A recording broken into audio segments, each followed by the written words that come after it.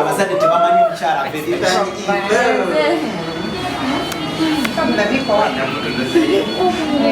nange nsanyusa okubasanga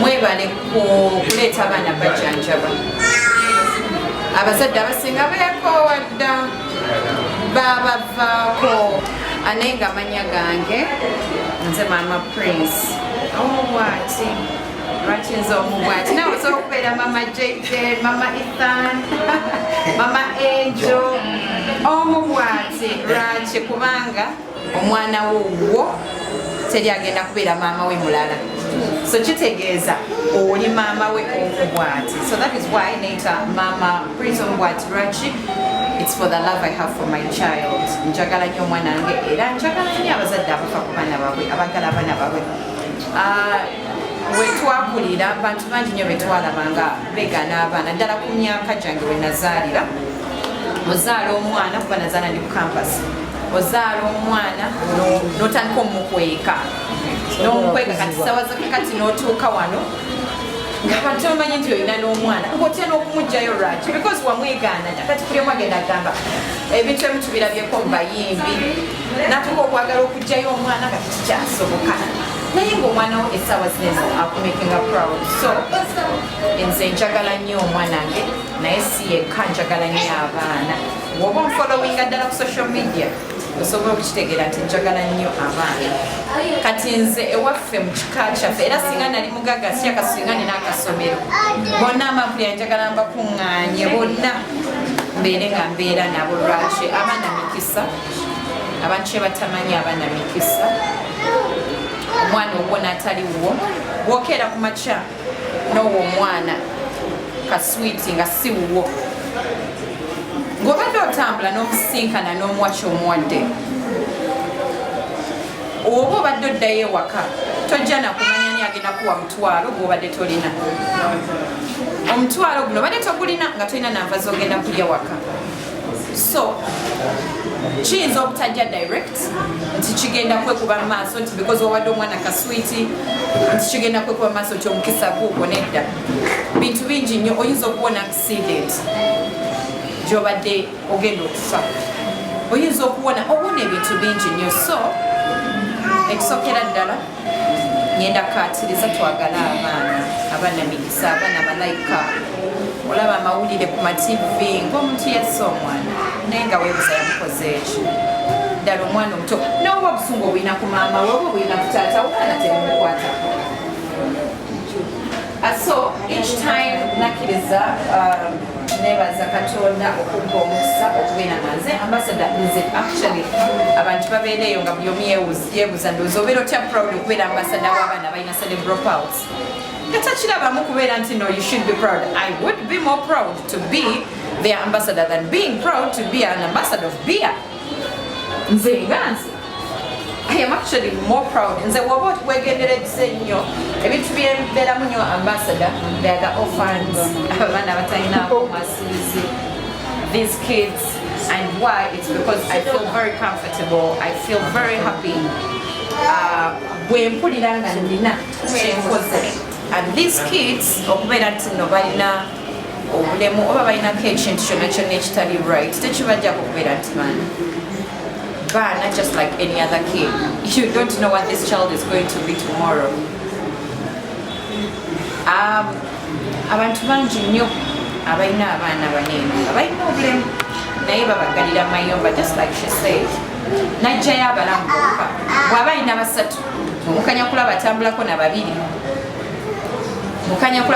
na babiri kyekiviirako kiri abantu abasinga okugamba nti abagagga bakola ki yawongayo omwana naye ng'omwana mulwadde ekituufu omwana ayinza okuba mulwadde nga tebamuwongayo naye because naawe mwenyini ng'omuzadde tomugyeyo okumulaga abantu nti it doesn't matter if they are sick or not the thing is he or she is still my child nina bataano abana be balamu omusimulamu they should be equal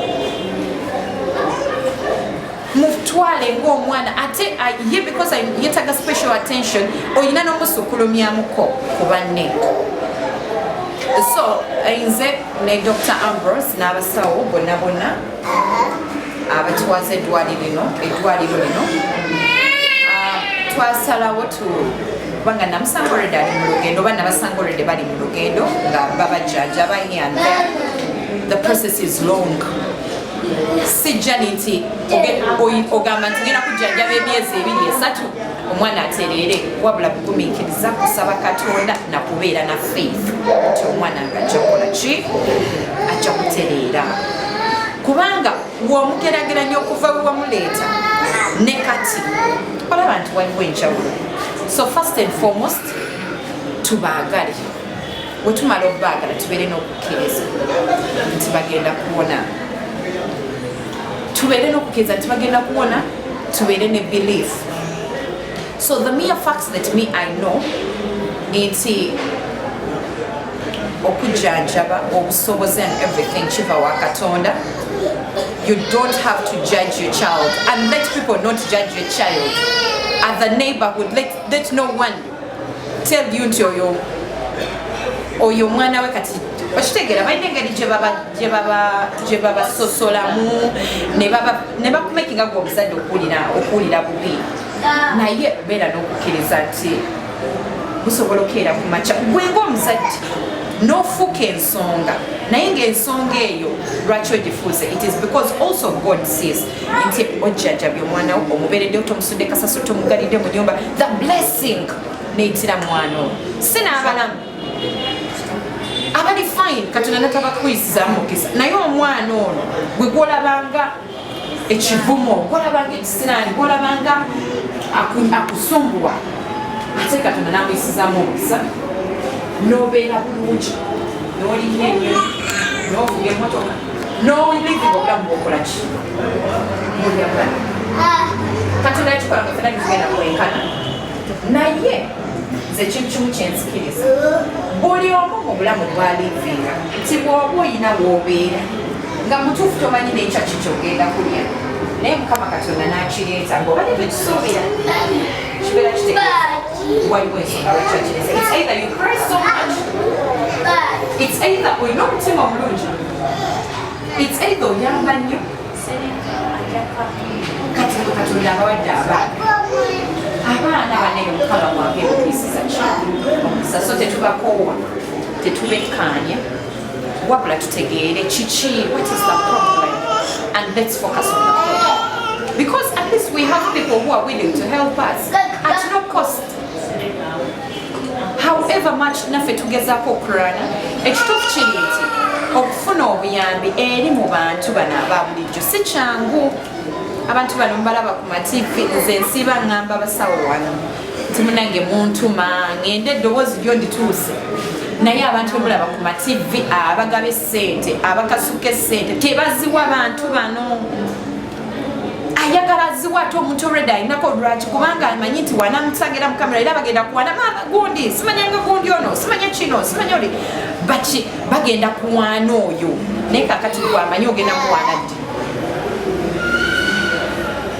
tamanyi ye tafudde ku kiti yakuwa simanya afuna omukisa abantu bano bagaba ku kamera ate abantu banene ogaba ku kamera nga naye alabye nti nno bwempaayo nfuniramu gwa abasinga bawaayo okufunamu si kumala gawaayo so process ewanvuwamuko however nze ng'omu situdde kuba njagala nange nkere ku makya kati ng'oyo gwe baggalira mu nyumba nga nsobola omugyayo ne muteeka ewantu wemanyi nti it's a home of kids with cerebral palsy if they are abandoned because there are very many out there that are abandoned if they are abandoned I can get them I can collect them I've got information from this one I'll get information from another because they know kati esaawa zakakati kiyinza okuba zigwalya mukwamanyi kati newoona omuntu agenda kuteekawo nange sijja muleta musuulire musawo Ambrose because naye yeetaaga jjajjaba omwana aliko omuzadde ne kati huyo muzadde we yamusuulawo so I am fighting so hard so that I can get a home where I can collect all these kids when I know if I put them there they have mothers to take care of them si mama yakera kumacha namuzala but mothers that will be paid for it I have doctors that will take care of this child doctors that will be paid at the end of the day, because everyone at the end of the day, they want to be paid. Okujjako gwe mama w'omwana, gwe okola because you're not going to be paid, because this is your child. So tufube nnyo omusawo waba akugambye nti munnange ddayo we bati mugezeseemu exercise, don't get tired. Tokowa because you don't know what this child is going to become tomorrow. You know why this thing does not make an alarm? Cerebral palsy doesn't make an alarm. With the little research that I made, it is 2%, Dr. Amos. It is 2% of the kids that are born with this.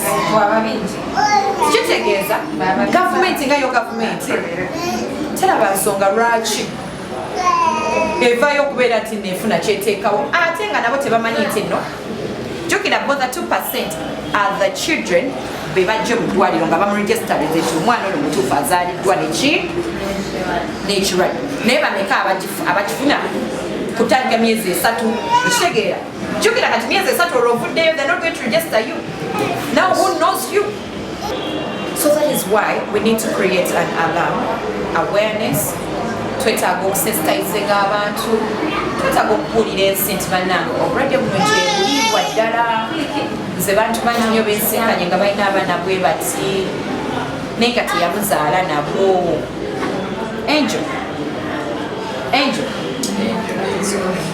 Angel, how are you? From Western Uganda. From Western Uganda. Wow. Mama Angel, that's okay. Bananje, nyabo. Kansa sokulaba. Nza sinze. Kwe bali bananje kutika mwana kuva mu West mpaka wano Era kitu. si kyangu. Hadi ata kati. Agenda improvinga mu katonotono. Kaki ekisinga busongowa? Kutambula, kwogera tayogerangako, tatambulangako, n'okukwata she can't even touch anything. Buli kimu kimukolera everything. Ayina emyaka emeka kati? 7 years. Wamuzaala nabo oba bwa? Namuzaala bulungi nnyo ng'ali fine. Kati yalinga like 3 months. Maid namusuula wansi. She got an accident. Maid wange yali amusitudde n'amuva mu ngalo naye tamanyi bwe kyahapeninga. Kati kumuva mu ngalo n'atukira ku simiti kyatanka nga wano ku simiti.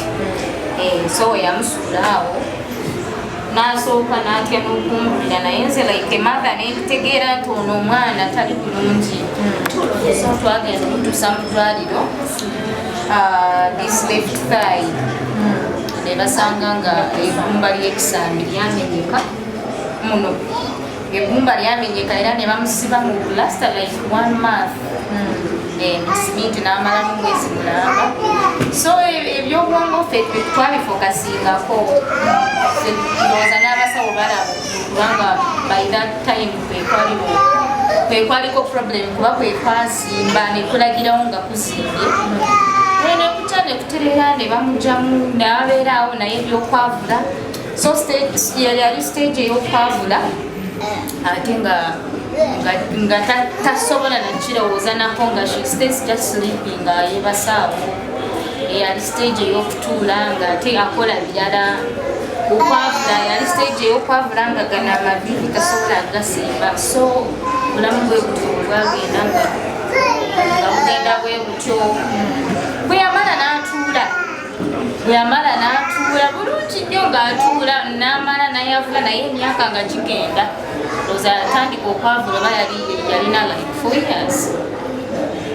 N'atandika okwavula nga n'obwoba oliwa akusanga yayavula n'akusanga. Naye bwe yamala ate kati byonna n'abireka. Nga ne bw'omutuuza tayagala tuulayo. Ne bw'omuyimiriza ebyokuyimirira nga takyayagala nti nga bw'omukwata bw'ate emikono ng'asobola okuyimirira. Ne tutuukako ne maraliro twatambula maraliro emalala nga ku hours eyo. Kula ne bigaana still.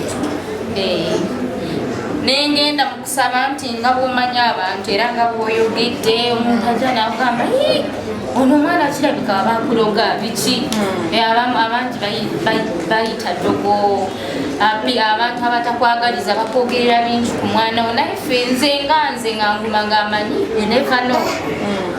So netutambula nnyo netutambulira omwana nebigaana kati mbaani awo olumu nali mudiro nga ntudde ngaali Facebook wenalabira program ya dokita era kusipaaka kwennyini kati olugiraba neŋŋambako enenamba ninotiseevinga naye nga nali mbifutiku nga n'essuubi mu mutwe tekyalimu toba I can move to anywhere bamukwateko nga ŋŋamba byagaana so bwe nafuna enamba era dokita wenakonectinga ne dokita nemukubira kwekujja nakamala 1 week.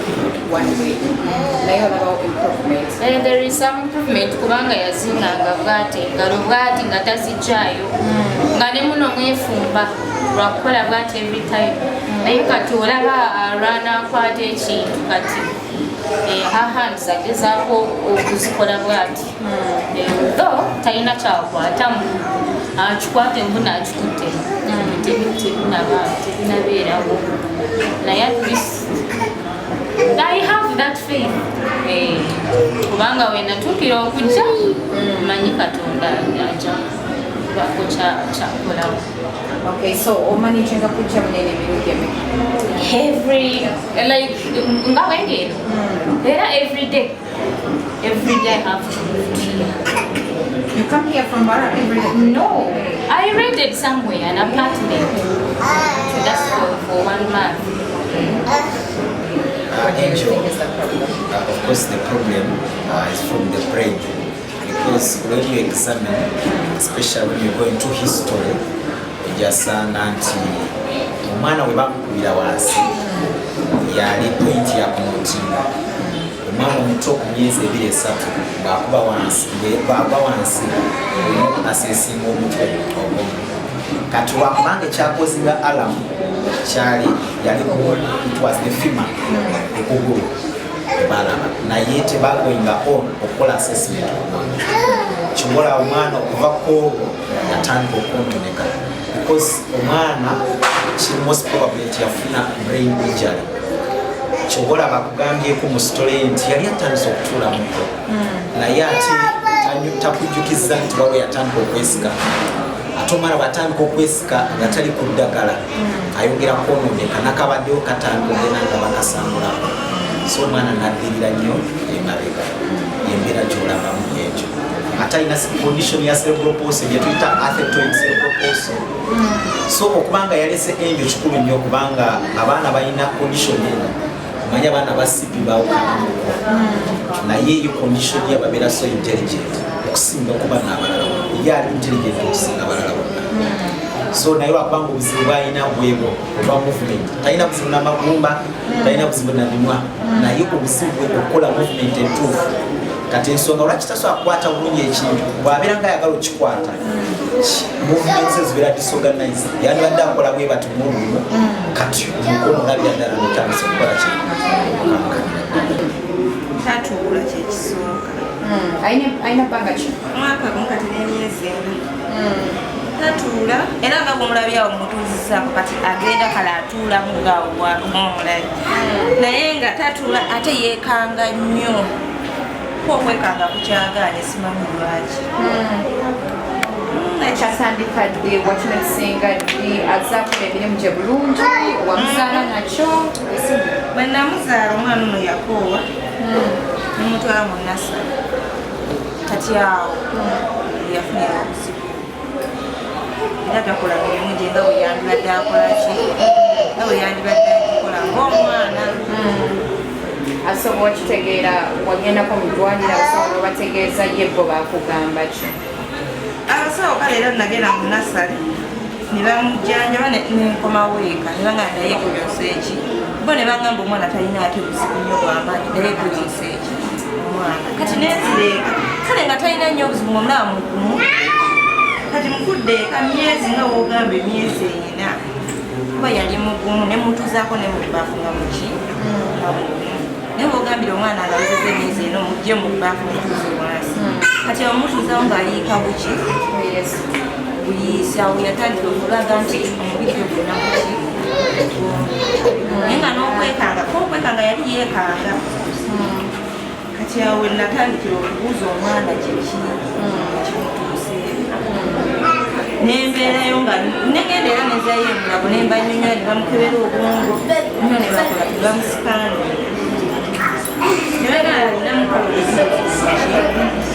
naye nga talina kwesika wabula okwekanga obuki nibagamba omwana jekutera naye nagenda okulanga akozeeki kati taata we yali ku leediyo we yali kusimba musambulozi nakolaki kwe yali era kwe kunootinga ennamba eyo nga omwana ojja omutwaleko ebikoki tulabe wamuletedde yabadde mubanga ki namuleeta gwakubiri yalina omwaka gunemyezi ebiri paka tumaze emyezi ebiri So, ajabulidde, how do you manage? Kale mabegako mbadde nzijjamu wiiki nga nzijjamu emirundi 3 naye kati ennaku zino sente entono bamaze okusibika okugasikiyo mula ate nandyagadde okuba nga nzijja naye sente ennaku zino okola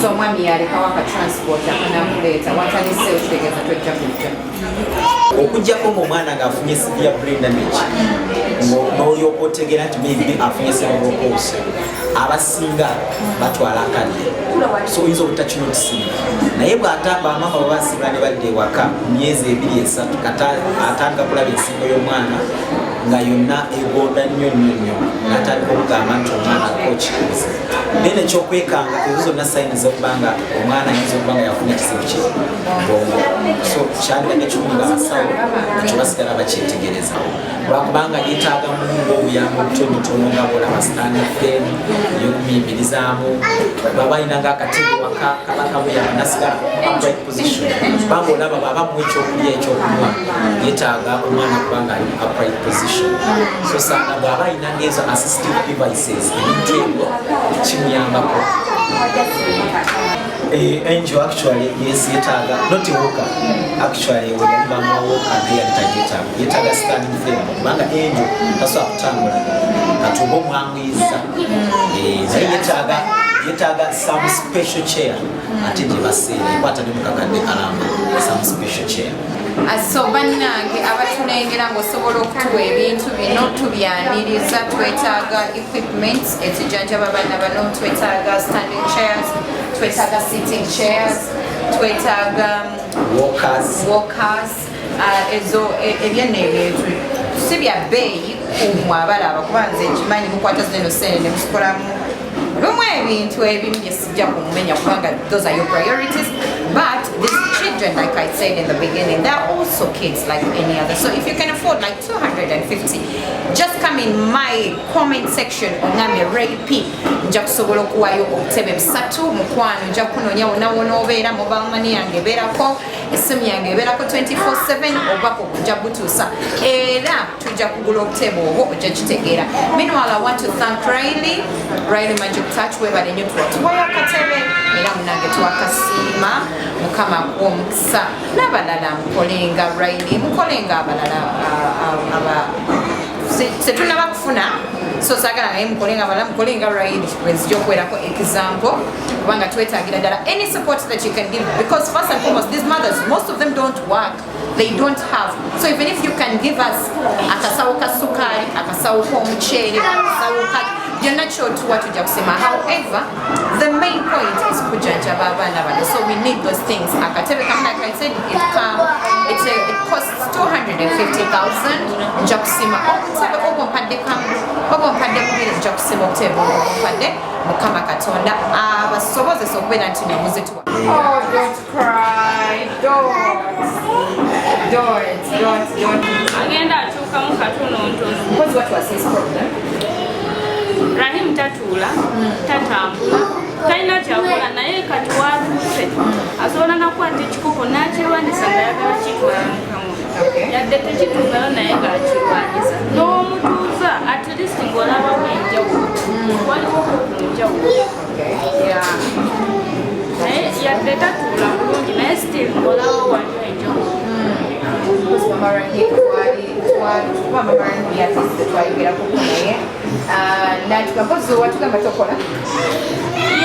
kale ebiseera biri nali sikola naye kati bwentuse mbadde ninawo obugato wange bwenjirizaayo obugato kati nga buno nza bwekolera kati onoonya katale akatale ko oyina konkafunye naye engatto materials capital yataliiwo kati badde wetaaga capital nawasidde kale capital ng'ebintu ebirinnye n'ekirala wenfunye ekifo wensobola okubitundira nga omuntu asobola kujja wenkolera mitwalo nga 5 ne materials material Mama Rahim abajjukira twamuletako the other time, so you can go on our YouTube keberako. Oh my god, I just love the fact that she's dark skinned. I love the fact that she's dark skinned. Like see tera kusanganya abantu we batinga omulaba munyikive in a particular thing, but it looks like she's not about to give up on her child. It looks like wakufira kumwana we, which is very pleasing to me as a mother, very pleasing. Era nsaba Mukama Katonda akuwe ekisinga obulungi. Capital gw'onoonya omufune, tunoonya emitwalaga. Nze ndaba abantu bangi nnyo mufaayo ne mukwata ssente ne muzigula simanya biki ebyo ebyokunywa ebyo bitakwatagana bulungi naye biga bikwatagana eri mmwe.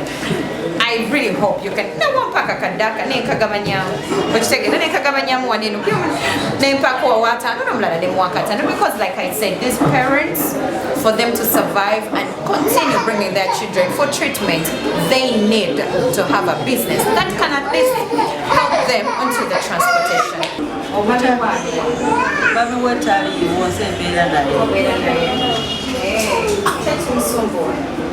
Tatuula tatambula myaka ebiri.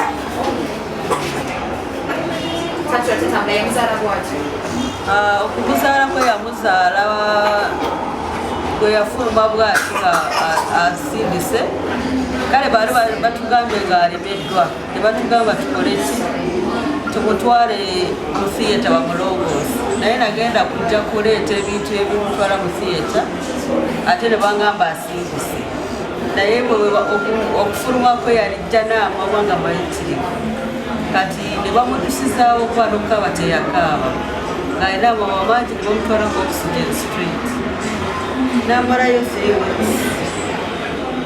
Kati awo ne batusiibula naye nga yavaayo nga n'okuyonka tayonka, ebbanga lye tayonse, yagaana. Omudwalo baali bakama bukame nga anywera mukaki, naye yagaana okukola ki, okuyonka. Kati mama we n'amundekera nga wa myezi 11. Naye ffe tetwakifa twagenda kulaba ebbanga lituuse ery'okutuula kutambula nga talina kyakola, naye nga n'engalo ze abeera zikosebwa kisaawa yonna. Naye nga we tujjidde wano waliwo enjawulo y'amaanyi. Tumazeewo ndowooza tugenda kweza mwezi, naye ng'olabawo enjawulo. Ndowooza n'okukitegeera twakitegeera nga Dr. Luxpark bwe twamulabira negezaako okunoonya enamba lwakuba enamba zaabwe tebaziteekako titi. Ogenda ogiraba ku kikopa nga yakoze eki, nga yavudde kudda. Naye nembeerako gye nalaba nenkola ki nenjukubako ne basobola okukola okundagirira wano. Naye nga we tujjidde enjawulo engalo takyazikola bw'ati, abeera bw'ati, ate n'okuyimirira ayimirira naye ku ntebe, naye ayagala nnyo omuteeka wansi ayo ng'ayimirira, naye tasobola kwesapootinga yeka, ayagala ng'omukuti. Naye ng'olaba enjawulo weeri. Era nkyebaliza Dr. Ambrose omulimu gwe bakola gw'amaanyi. Obuyambi bwo bwetaagisa kuba kati gyenva buli kujja wano 2,000 ate zeetakola ki. Obwana ali nina bizinesi ng'alina luuka Rutero shop, naye olw'omwana olwo nalemesebwa kakati okujja wano tutransport ya mitwalo ebiri okijja wega osanga nga bwezibula tojja kulabika wano ate nga obusawo bwabwetaaga wano naye ngaobusobozi oba tulina kati yatugambye akantu kali tukiyita tutya naye nga tesirira busobozi bugula kantu ako obusobozi obwo sinabufuna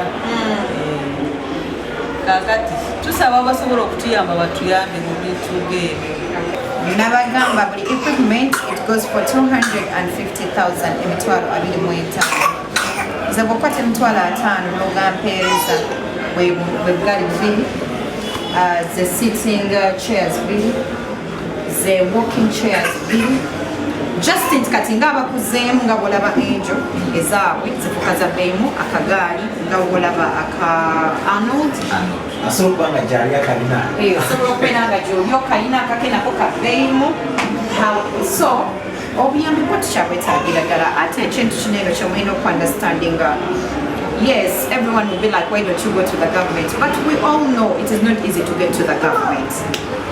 But if you're out there and you really feel like you can take us to the government, we are grateful.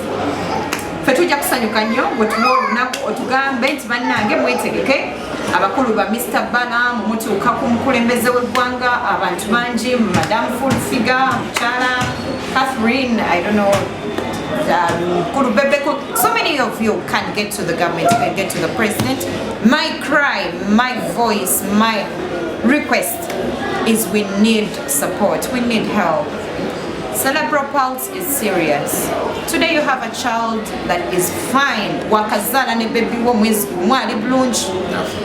You don't know what is going to happen in 2 months. You don't know what is going to happen in 3 months. I will say this and people will think tubakolimira tujeko manya abantu ba social media you love at times even when you're not supposed to speak you want to speak. Yes, because you want to be recognized. But at times things like this you need to get to understand that if you're a mother, if you're a parent out there, if you're a father, if you know newawa ine myaka 10 esawa zakakati ngoli mwana mwalo oli mwana mwezo ojja kuweza emyaka egy'okuzaala. As long as you still live nga tofude ojja weza emyaka egy'okuzaala. That means tomorrow you will be a parent. That means you can do this now so that it pays back.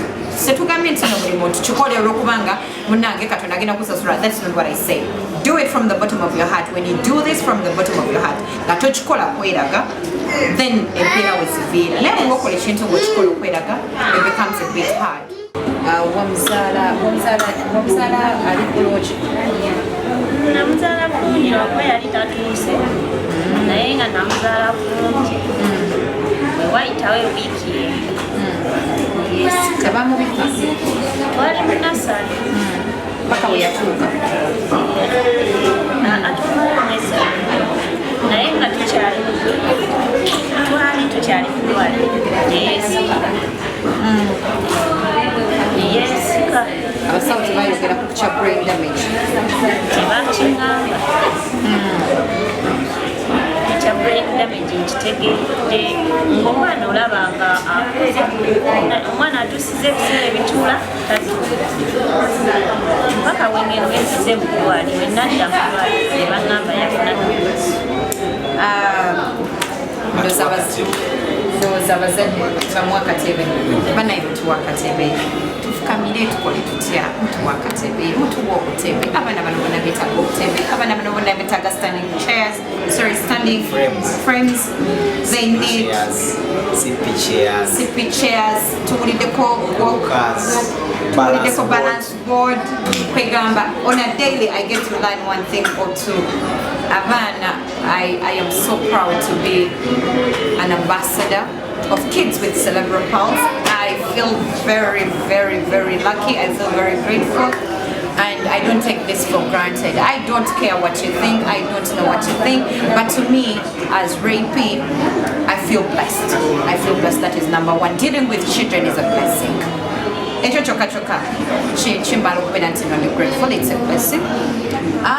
Ngenda kubeera nga nkowoola abazadde kati siri basaba but parents bwe muzaala abaana omwana naweza mwezi gumu kyanga muzaala nga toddangayo mu ddwaliro. It is not a good thing.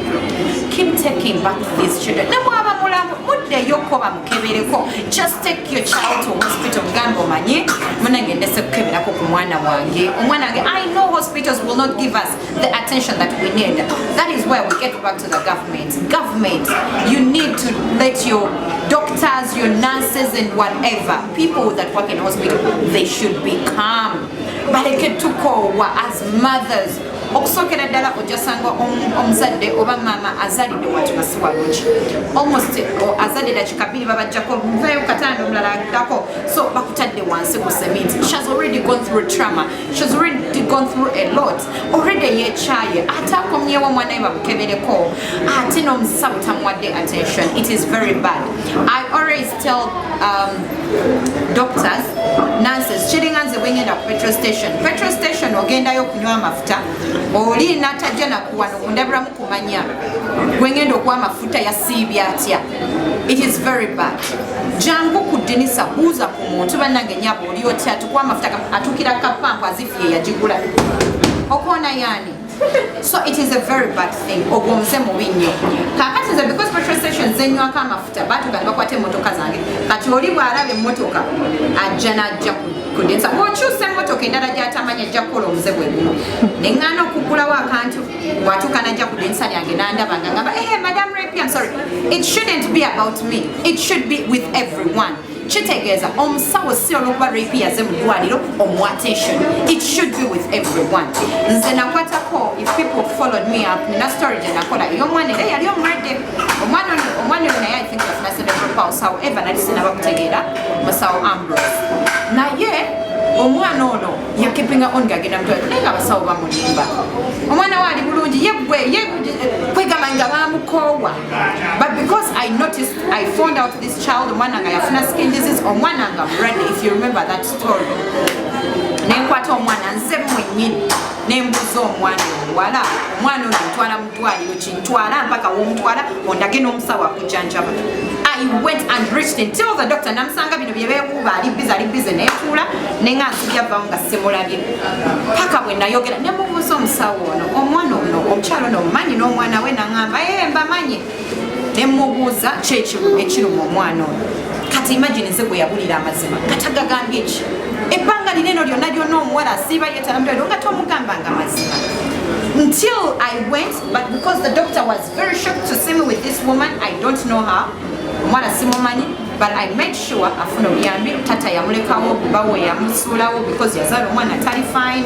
So I tried to do my best. Leero nemutekerawo ekibanda yali agala ekibanda ky'amanda, and I'm so happy that at least now she can raise some little money to take care of her baby. But imagine if I had not gone to hospital, omwana ono yandisigadde na transport agenda mu ddwaliro temumubuulira mazima. So doctors, we call upon you, tell these parents the truth. Mugamba afe nakyo okitegeera ye bwona omugamba nafa nakyo ajja kumanya twanalaba programs ezenjawulo. Imagine most of these guys have had or they have seen Dr. Ambrose on TV. Bw'anaamanya nti omwana wange ekimusumbwa kino nakino bw'anaawulira omusawo akyogera kajja kuddukayo bw'oba gwe tomuyambe, just tell them the truth that your child has a problem with ABCD. Because abana, imagine abana basinga bonna bakugambye omwana bamuzaala omwana takaali. You also know omwana takaali, omwana yesika, omwana ABCD naye mwezi gumu 2-3 omuzadde yakwetooloolako tomubuulira kituufu. You've not examined these children. Mwe mwennyini mwe mugenda otuviirako abaana baffe okubeera nti nebafuna cerebral palsy atakoma. And yet we can fight this together. They are not the parents that are going to fight this. You need to fight it with us as parents, doctors together with us. We can fight this.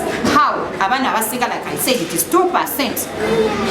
2% kitegeeza enamba ntini nnyo ezaalibwa n'obulwadde bwa cerebral palsy. Abasinga babufuna abaana bazaalibwa myezi 3+. Naye nga church tuviiriddeko ekyo. It is because, yes, at times the parents have not gotten a chance. So that is why we are sensitizing parents. Oftenly take your children to hospitals. Mubatwale babakebere. And even doctors, tell us the truth. Omwana omukebera nga ayinako obulwadde tukwegayiridde omwana mugambe. I call upon the government. I am trying as much as I can. I need a home. I want a home for kids with cerebral palsy. Abazadde banene bakugambye omwana ajja kutyomuleka because of the neighborhood, because of ABC, because they are kids with special needs. Kitegeeza if they have a home, they will be well catered for. Omuzadde ne wanamanya nti bwe naleeta omwana wange nga bagenda mutreat nga Dr. Ambrose wali omwana ono teyeetaaga kubeera ng'asombebwa kubanga alina bw'asula. Kitegeeza ajja kubeerawo omwezi mulamba nga bamuwa attention gye yeetaaga, nga the doctors are there, the people to take care of her or him, they are there. Government, we urgently need your help, we need your support. These children are children like any other child. Ministers out there, MPs and whatever, abagaga mwena muyina abaana bano. It's just that you not come out on camera kubanga muli bagaga mujja basobola. Naye how about people who cannot afford them? Mubawadde magezi ki? Tubegayiridde nze nga Rape nsaba ne bamama bano bonna n'abasawo abavuddeyo okubeera nti no bagezaako okubeera nti no balwana ekintu kino nga musawo Ambrose and the entire staff of Capital Center Medical Clinic Bwayise tubegayiridde. Please come on board. Please kindly we ask, please come on board.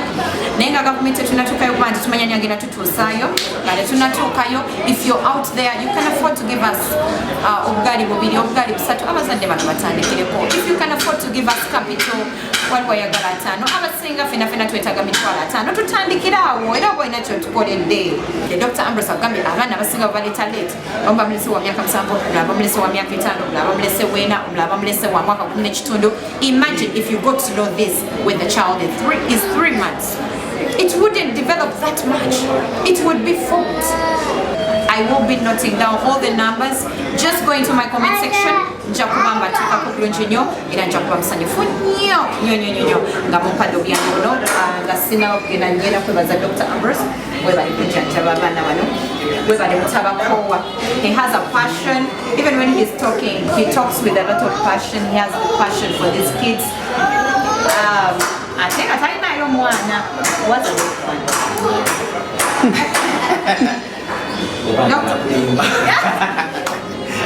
Dr. Ambrose is okumunnemba. Ekyofa alinayo ku baana. Alina bano. Alinayo mulenzi. Naye nga ye talina bread.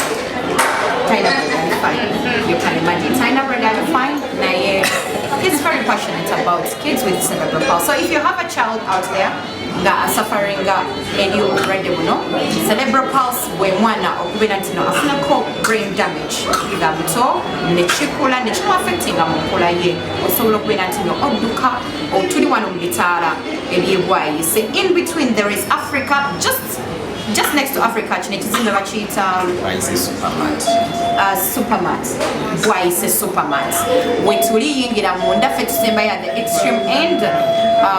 Ojja kuba otufuna bulungi nnyo. The hospital is called Capital Center Medical Clinic.